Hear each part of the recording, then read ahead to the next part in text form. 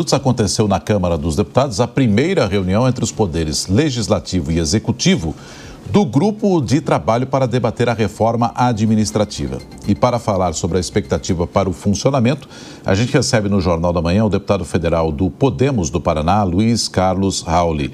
Deputado, bom dia, bem-vindo aqui ao Jornal da Manhã.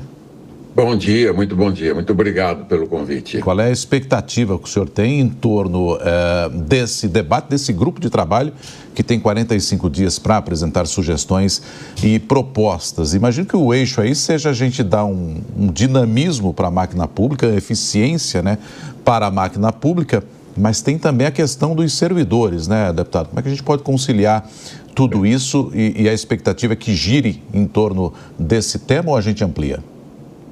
Essa é uma das últimas reformas a serem feitas. Ainda falta fazer a reforma do imposto de renda, né? A reforma administrativa e, finalmente, conclui-se a reforma fiscal. Nós já fizemos o Plano Real, a reforma trabalhista, a reforma previdenciária, a reforma tributária na parte do consumo, ela está completa, quase completa. E agora a administrativa. A expectativa é de fazer um trabalho, né, em que tem impacto na União, Estados e municípios, no Poder Executivo, Legislativo e Judiciário. Os gastos públicos no Brasil são praticamente todos amarrados, né? Eles são vinculados. Por exemplo, qual que é o maior gasto do país, né? Com aposentadorias e pensões de 40 milhões de aposentados e pensionistas, que custa 10% da despesa total dos 3 níveis de governo, R$1 trilhão por ano. O segundo gasto e o terceiro são, o segundo gasto é a educação, que representa 20% do gasto nacional, 6,5% do PIB. O terceiro e o quarto são iguais, que é o gasto de saúde pública e assistência social, com 12% do PIB cada um. O Sistema S, Fundo de Garantia, PIS, PASEP, representa 8% do gasto. O Judiciário, 4,5%. A Segurança Pública, União, Estados, Municípios e Forças Armadas, 3,5%. O Legislativo da União, Estados, Municípios, ativo e inativo, 1,2%. Então, o que nós temos pela frente é um imenso desafio de estabelecer a meritocracia, a avaliação de desempenho, né? Fazer limitação, teto de salários, porque o funcionário público, hoje, ele paga, né, 27,5% de imposto de renda e, em média, 14% de previdência. Então, quase 40% do salário dele já fica retido na fonte. Então, temos que olhar de uma perspectiva. Não gastar, não ter salário acima da média, do teto, né? Que hoje tem muitos salários, principalmente no judiciário, né? E alguns que conquistaram pela justiça no Poder Executivo, e até algum pouco no Legislativo. Então, os principais gastos públicos, nós temos que também indicar, que essa é a minha contribuição pessoal, como tornar eficiente o gasto da educação pública, do Sistema Único de Saúde, né? Como prover os recursos necessários para essas duas áreas essenciais. E aí vai ter, né, muito trabalho para revisionar todos os gastos sociais, né, que tem muitas fraudes, né, como agora a fraude do INSS, né, tem muitos problemas para serem resolvidos. Mas, essencialmente, o setor público brasileiro necessita a implantação da avaliação de desempenho e meritocracia. Isso é fundamental. Agora, deputado, muito bom dia para o senhor. Há um consenso entre os membros do grupo, entre os principais pontos e focos dessa reforma administrativa? Ou o senhor vê ainda que há divergências e que isso pode acabar atrapalhando, né, o andamento dos trabalhos e a própria aprovação da reforma esse ano?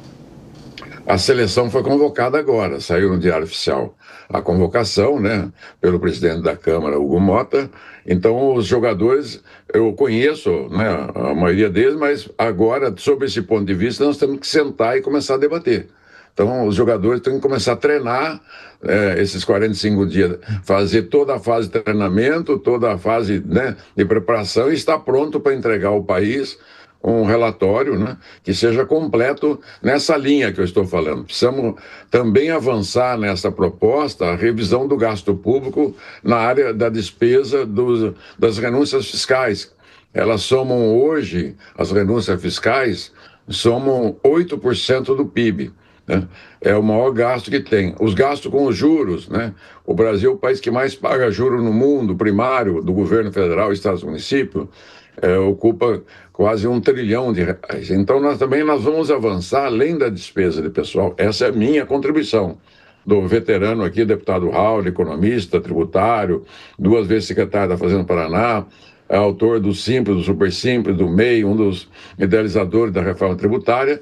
Então, eu estou entrando nesse time do GT, agora, essa semana, para poder auxiliar, né, os deputados a ter uma visão mais ampla, né, do que aquela visão estreita de ficar só olhando o campo da despesa dos funcionários públicos. Eles são uma parte da despesa, né? Quando você fala em despesa de pessoal, você tem que focar que o maior número de funcionários está na educação, né? Ela tem milhares, talvez 1 milhão de professores. Hoje temos 43 milhões de alunos em escolas públicas em todo o Brasil. Imagine a quantidade de professores, técnicos, funcionários.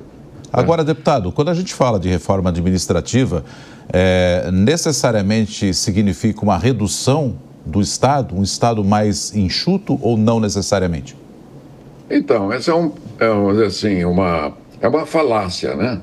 Uma falácia. Porque o Estado, no mundo todo, ele é clássico, né?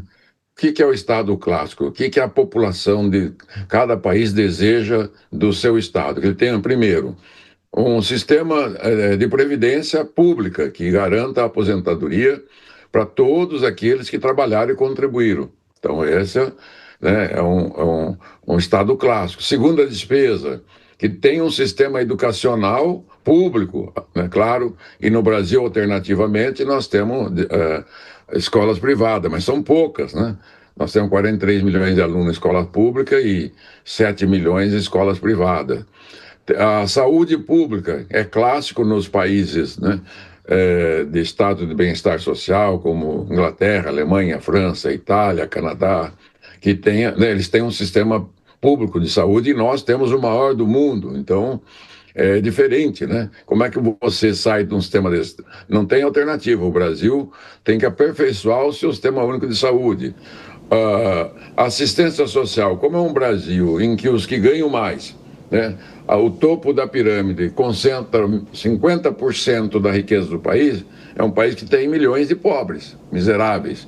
Então nós temos que ter os programas sociais, sim, né? Ao contrário de que alguns aí que não estudam, não se aprofundam. Como eu sou um homem de Estado, né, me preparei a vida inteira e sou um homem de Estado, que penso o amanhã, o futuro.